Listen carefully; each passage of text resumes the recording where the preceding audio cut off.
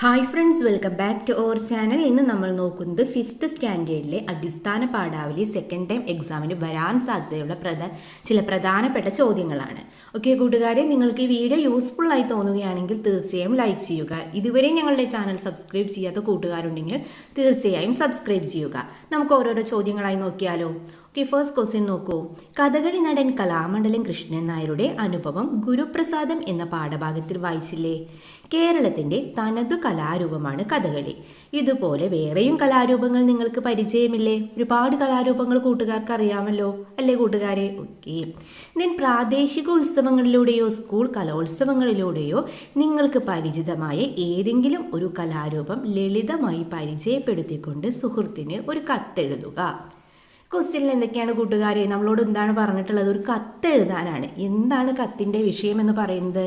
അതെ, പ്രാദേശിക ഉത്സവങ്ങളിലൂടെയോ സ്കൂൾ കലോത്സവങ്ങളിലൂടെയോ നിങ്ങൾക്ക് പരിചിതമായ ഏതെങ്കിലും ഒരു കലാരൂപത്തെ നിങ്ങൾ എന്ത് ചെയ്യണം? ഈ കത്തിൽ നിങ്ങളുടെ ഫ്രണ്ടിന് എന്ത് ചെയ്യണം? പരിചയപ്പെടുത്തി കൊടുക്കണം. അപ്പോൾ കൂട്ടുകാർക്ക് എന്തൊക്കെ അറിയണം? ഒരു കത്ത് എങ്ങനെയാണ് എഴുതേണ്ടതെന്ന് അറിയണം. അതുപോലെ തന്നെ എന്താണ് ഏതെങ്കിലും ഒരു കലാരൂപത്തെക്കുറിച്ച് നന്നായി അറിവുണ്ടാകണം. അപ്പോൾ കൂട്ടുകാർ എന്ത് ചെയ്യുക? ഒരു കലാരൂപത്തെ ഏതെങ്കിലും ഒരു കലാരൂപം നന്നായി പഠിച്ചു വയ്ക്കുക. ഓക്കെ, നമുക്ക് എന്തായാലും കത്ത് എഴുതെങ്ങനെയാണ് നോക്കാം. ഫസ്റ്റ് എന്താണ്? സ്ഥലം എഴുതണം അല്ലേ? ഒരു കോർണറിലായിട്ട് എന്ത് ചെയ്യണം? നമ്മൾ സ്ഥലം എഴുതണം. കൂട്ടുകാർ എന്ത് ചെയ്യുക? കൂട്ടുകാരുടെ സ്ഥലം ഏതാണോ അത് എഴുതുക. ദെൻ കൂട്ടുകാർ എക്സാം എഴുതുന്ന അന്നത്തെ ദിവസത്തെ തീയതി എഴുതുക, അല്ലെങ്കിൽ കൂട്ടുകാർക്ക് ഇഷ്ടമുള്ളൊരു തീയതി എഴുതുക. ഓക്കെ, ദെൻ നിങ്ങളുടെ പ്രിയ എഴുതിയിട്ട് നിങ്ങളുടെ ഫ്രണ്ടിൻ്റെ പേര് നിങ്ങൾക്ക് എഴുതാവുന്നതാണ്. ദെൻ ഫ്രണ്ടിന് എഴുതുന്നൊരു കത്തല്ലേ? അപ്പോൾ നമ്മൾ എന്തൊക്കെയാവും ആദ്യം ചോദിക്കുക? എന്തൊക്കെയുണ്ട് വിശേഷങ്ങൾ, നിനക്ക് സുഖമാണോ എന്നൊക്കെ ചോദിക്കുക അല്ലേ? അപ്പോൾ ആദ്യം ആ കാര്യങ്ങൾ എഴുതുക. ദെൻ നമ്മുടെ വിഷയത്തിലേക്ക് കിടക്കാം. ഇപ്രാവശ്യം ജില്ലാ കലോത്സവം എൻ്റെ സ്കൂളിലായിരുന്നു. നീ വരുമെന്നാണ് ഞാൻ പ്രതീക്ഷിച്ചത്. എല്ലാ ദിവസവും പോകാൻ കഴിഞ്ഞില്ലെങ്കിലും ഞങ്ങളുടെ സ്കൂളിൽ നടന്ന ചില പരിപാടികൾ ഞാൻ കണ്ടു. പൂരക്കളി എന്ന കലാരൂപം ഞാൻ ആദ്യമായിട്ടാണ് നേരിൽ കാണുന്നത്. കായികാധ്വാനം ഏറെ ആവശ്യമുള്ള ഒരു കലാരൂപമാണത്. കളരിപ്പയറ്റ് നീ കണ്ടിട്ടുണ്ടോ? അതിനോട് സാമ്യമുണ്ട്. വാളും പരിചയവുമൊക്കെ കയ്യിൽ പിടിച്ചാണ് കളിക്കുന്നത്. കളരിപ്പയറ്റിലേതുപോലെ ഉടുത്തുകെട്ടി കളിക്കാർ ഉയർന്ന് ചാടി കളിക്കും. പിന്നെ പരസ്പരം ചോദ്യം ചോദിച്ച് മത്സരിക്കും. അച്ഛൻ കൂടെയുണ്ടായിരുന്നു. കളി രീതിയെക്കുറിച്ച് പറഞ്ഞു തന്നത് അച്ഛനാണ്. ദെൻ വടക്കൻ കേരളത്തിലൊക്കെ ഇത് അനുഷ്ഠാനമായി നടത്താറുണ്ടത്രേ. സൗകര്യപ്പെട്ടാൽ നീ കലാരൂപം ഒന്ന് കാണണം. പിന്നെ മറ്റെന്തൊക്കെയുണ്ട് വിശേഷങ്ങൾ? മറുപടി എഴുതുമല്ലോ. അതാണല്ലോ അവസാനം നമ്മളൊരു സുഹൃത്തിന് എഴുതിച്ചത്. എങ്ങനെയാവും? പിന്നെ മറ്റെന്തൊക്കെയുണ്ട് വിശേഷങ്ങൾ ചോദിച്ചിട്ട് മറുപടി എഴുതുമല്ലോ എന്ന് എഴുതാമല്ലേ? ദെൻ എന്താണ് ലാസ്റ്റ്? സ്നേഹപൂർവ്വം ലക്ഷ്മി, നിങ്ങളുടെ പേര് അവിടെ എഴുതുക. ഓക്കെ, അപ്പോൾ കൂട്ടുകാർക്ക് മനസ്സിലായല്ലോ എങ്ങനെയാണ് എഴുതേണ്ടതെന്ന്. ഓക്കെ, ഇത് നമുക്ക് ബി ക്വസ്റ്റ്യൻ നോക്കാം. ഗുരുപ്രസാദം എന്ന പദം 2 പദങ്ങളായി വേർതിരിച്ചെഴുതുക.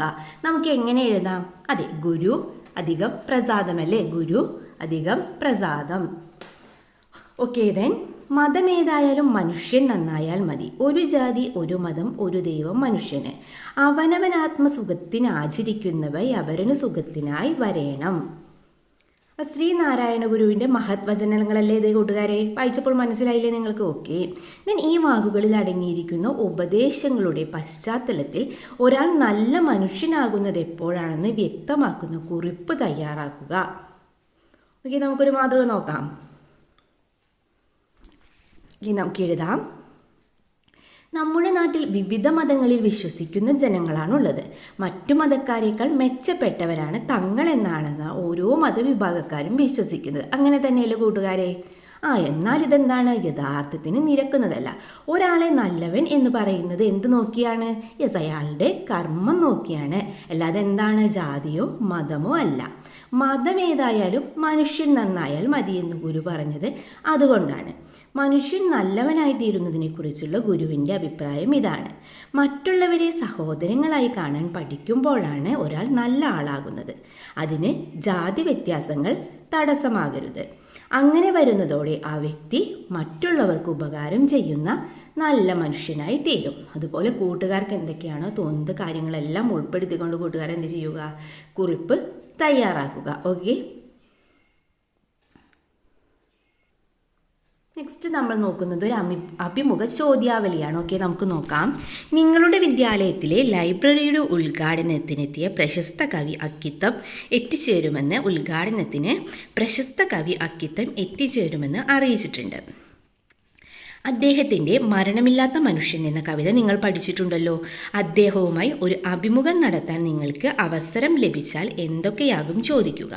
5ൽ കുറയാത്ത ചോദ്യങ്ങൾ ഉൾക്കൊള്ളിച്ച് ഒരു അഭിമുഖ ചോദ്യാവലി തയ്യാറാക്കാനാണ് നമ്മളോട് പറഞ്ഞിട്ടുള്ളത്. എന്തൊക്കെ ചോദ്യങ്ങൾ എഴുതാം? അങ്ങ് കവിത എഴുതാൻ തുടങ്ങിയത് എത്രാം വയസ്സ് മുതലാണ്? അതുപോലെ നെക്സ്റ്റ് ക്വസ്റ്റ്യനായിട്ട് നമുക്ക് എഴുതാം, അനുഭവങ്ങളാണോ കവിതയ്ക്ക് വിഷയമാകാറുള്ളത്? മുഹമ്മദ് അബ്ദുറഹിമാനെ പോലെ അങ്ങയെ സ്വാധീനിച്ച മറ്റ് ധീര ദേശാഭിമാനികൾ ആരൊക്കെയാണ്? പുതിയ തലമുറയോട് അങ്ങേക്കുള്ള ഉപദേശം എന്താണ്? സ്വാതന്ത്ര്യ സമര പ്രവർത്തനങ്ങൾ അങ്ങയുടെ കവിതാരചനയെ സ്വാധീനിച്ചിട്ടുണ്ടോ? ഇതുപോലുള്ള ചോദ്യങ്ങൾ നിങ്ങൾക്ക് എന്താണ് അഭിമുഖ ചോദ്യാവലിയിൽ ഉൾപ്പെടുത്താവുന്നതാണ്. ഓക്കെ, അടുത്തതായി നമ്മൾ നോക്കുന്നൊരു പ്രസംഗമാണ്. ചോദ്യം നോക്കാം. ലളിതമായ ജീവിതം നയിച്ച ആളാണ് മഹാത്മാഗാന്ധി. അദ്ദേഹത്തിൻ്റെ വസ്ത്രധാരണവും ലളിതമായിരുന്നു. ഒരിക്കൽ ഗാന്ധിജിയുടെ വേഷം കണ്ട് കൗതുകം പൂണ്ട ഒരു കുട്ടി ചോദിച്ചു, അങ്ങ് ഉടുപ്പ് ധരിക്കാതിരിക്കാൻ കാരണമെന്ത്? എനിക്ക് ഉടുപ്പുകൾ ഇല്ലാത്തത് കൊണ്ടാണ് കുട്ടി. അങ്ങേക്ക് ധരിക്കാൻ ഞാൻ ഉടുപ്പ് തരാം ബാപ്പുജി. കുട്ടി സന്തോഷത്തോടെ പറഞ്ഞു, ഒരു ഉടുപ്പ് പോരെ കുട്ടി, 40 കോടി ഉടുപ്പുകൾ തന്നാലേ ഞാൻ ഒരെണ്ണം ധരിക്കുകയുള്ളൂ. ഗാന്ധിജിയെക്കുറിച്ച് മറ്റെന്തെല്ലാം കാര്യങ്ങൾ നിങ്ങൾക്കറിയാം? അവ കൂട്ടിച്ചേർത്ത് മഹാത്മാഗാന്ധിയെക്കുറിച്ച് ഒരു പ്രസംഗം തയ്യാറാക്കൂ. കൂട്ടുകാർ ചെറുപ്പത്തിൽ തന്നെ ഒരുപാട് കാര്യങ്ങൾ മഹാത്മാഗാന്ധിയെക്കുറിച്ച് പഠിച്ചിട്ടില്ലേ കൂട്ടുകാരെ? എല്ലാ കാര്യങ്ങളും ഉൾപ്പെടുത്തിക്കൊണ്ട് കൂട്ടുകാർ എന്ത് ചെയ്യുക? ഒരു ലഘുപ്രസംഗം തയ്യാറാക്കുക. ഓക്കെ, നമുക്ക് നോക്കാം. സ്നേഹം നിറഞ്ഞ കൂട്ടുകാരെ, ലളിതമായ ജീവിതവും സത്യസന്ധമായ വാക്കുകളും കൊണ്ട് ചരിത്രത്തിൽ അനശ്വര സ്ഥാനം നേടിയ ഒരു മഹാനെക്കുറിച്ച് സംസാരിക്കാനാണ് ഞാൻ ഈ അവസരം ഉപയോഗിക്കുന്നത്. ആ മഹാൻ നമ്മുടെ രാഷ്ട്രപിതാവായ മഹാത്മാഗാന്ധിയാണ്. 1869 ഒക്ടോബർ 2 ഗുജറാത്തിലെ പോർബന്തറിലാണ് ഗാന്ധിജി ജനിച്ചത്. പിതാവ് കരംചന്ദ്, മാതാവ് പുത്ലിബായ്. 1883 കസ്തൂർബായെ വിവാഹം കഴിച്ചു. ലണ്ടനിൽ നിയമപഠനം നടത്തിയ ഗാന്ധിജി അഭിഭാഷക വൃത്തിക്കായി 1893 ദക്ഷിണാഫ്രിക്കയിലെത്തി. അസമത്വങ്ങളും ക്രൂര പീഡനങ്ങളും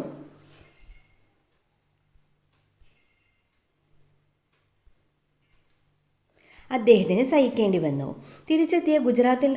ദക്ഷിണാഫ്രിക്കയിൽ തിരിച്ചെത്തിയ ഗാന്ധിജി ഗുജറാത്തിലെ സബർമതി തീരത്ത് ആശ്രമം സ്ഥാപിച്ചായിരുന്നു സമരങ്ങൾക്ക് നേതൃത്വം നൽകിയത്. 1917 ചമ്പാരൻ സമരമായിരുന്നു ആദ്യത്തെ സത്യാഗ്രഹ സമരം. 1922 ജയിൽവാസത്തിനിടയിലാണ് ഗാന്ധിജി തൻ്റെ ആത്മകഥയായ എൻ്റെ സത്യാന്വേഷണ പരീക്ഷണ കഥകൾ എഴുതി തുടങ്ങിയത്. സ്വാതന്ത്ര്യ സമരത്തിന് നേതൃത്വം വഹിച്ച മഹാൻ 1948 ജനുവരി 30 വെടിയേറ്റ് മരിച്ചു. അദ്ദേഹം ജീവിതത്തിലും വേഷത്തിലുമൊക്കെ ലളിതമായ ജീവിതമാണ് നയിച്ചിരുന്നത്. ഇത്തരത്തിൽ മജ്ജയും മാംസവുമുള്ള ഒരു മനുഷ്യൻ ഭൂമുഖത്ത് ജീവിച്ചിരുന്നു എന്ന് മനുഷ്യൻ വിശ്വസിച്ചേക്കില്ല എന്നുള്ള ആൽബർട്ട് ഐൻസ്റ്റീൻ്റെ വാക്കുകൾ ഓർമ്മിച്ചുകൊണ്ട് എൻ്റെ പ്രസംഗം അവസാനിപ്പിക്കുന്നു. അപ്പോൾ കൂട്ടുകാർക്ക് എന്ത് ചെയ്യാം? നിങ്ങൾക്കറിയാവുന്ന കാര്യങ്ങളെല്ലാം ഉൾക്കൊള്ളിച്ചുകൊണ്ട് ഇതുപോലൊരു പ്രസംഗം തയ്യാറാക്കാവുന്നതാണ്. അടുത്തായി നമ്മൾ നോക്കുന്നത് ഒരു ആസ്വാദനക്കുറിപ്പാണ്. നമ്മുടെ മാതൃഭാഷയാണ് മലയാളം. മലയാള ഭാഷയുടെ മാധുര്യം നിറയുന്ന ഒരു കവിതയാണ് താഴെ ചേർത്തിരിക്കുന്നത്. ഉമ്മ തരുന്നതും ഉപ്പ ചൊരിഞ്ഞതും ഉപ്പു തൊടുന്ന മലയാളം, മുത്തശ്ശി ചെന്നതും മുത്തശ്ശൻ കേട്ടതും മുറ്റത്തുതിർന്ന മലയാളം, അമ്മ പറഞ്ഞതും അച്ഛൻ പകർന്നതും അപ്പൻ ചുടുന്ന മലയാളം, ചൂട്ടുതെളിച്ചതും പാട്ട് പഠിച്ചതും നാട്ടിലെ നല്ല മലയാളം, കൂട്ടുകിടന്നതും കൂടെ കരഞ്ഞതും വീട്ടിലെ നന്മ മലയാളം, പേര് വിളിച്ചതും പേടിയൊഴിച്ചതും നേരു പറഞ്ഞ മലയാളം. രമേശ് കാവിൻ്റെ കവിതാഭാഗമാണ് ഇവിടെ നമുക്ക് നൽകിയിട്ടുള്ളത്. നമ്മളോട് എന്താ പറഞ്ഞിട്ടുള്ളത്? കവിത ശ്രദ്ധാപൂർവം വായിച്ച് ഒരു ആസ്വാദനക്കുറിപ്പ് തയ്യാറാക്കുക. കവിതയിൽ എന്താണ് കൂട്ടുകാരെ പറയുന്നത്? യെസ്, മലയാള ഭാഷയെ പ്രകീർത്തിച്ചു കൊണ്ടുള്ളൊരു കവിതയാണല്ലേ നമുക്കിവിടെ നൽകിയിട്ടുള്ളത്. നമുക്ക് എന്ത് ചെയ്യാം? ഈ കവിതയ്ക്കൊരു ആസ്വാദനക്കുറിപ്പ് തയ്യാറാക്കാം. ഏതൊരാളിനും തൻ്റെ പെറ്റമ്മയെ പോലെ മഹത്താണ് സ്വന്തം മാതൃഭാഷ.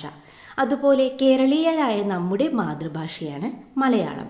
ഈ ഭാഷ നമ്മുടെ ജീവിതത്തിലുടനീളം മാധുര്യവും കരുത്തും പകർന്ന് വഴികാട്ടിയായി കൂട്ടിനുണ്ട്. ഈ യാഥാർത്ഥ്യം വിശദമാക്കുന്നതാണ് രമേശ് കാവലിൻ്റെ കവിതാഭാഗം. മലയാളക്കരയിൽ പിറന്ന ഓരോ കുഞ്ഞും അച്ഛനമ്മമാർ പറയുന്നത് കേട്ട് മലയാളം പഠിച്ചു തുടങ്ങി. അവർ ഉമ്മ കൊടുക്കുന്നതിലും മലയാളത്തിൻ്റെ ഭംഗി കലർന്നിരുന്നു.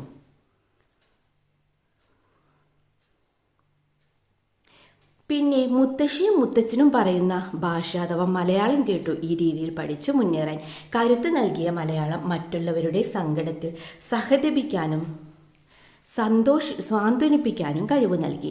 മാത്രവുമല്ല, സത്യം പറഞ്ഞ് മറ്റുള്ളവരുടെ പേടിയകറ്റാനും പ്രേരണ നൽകി.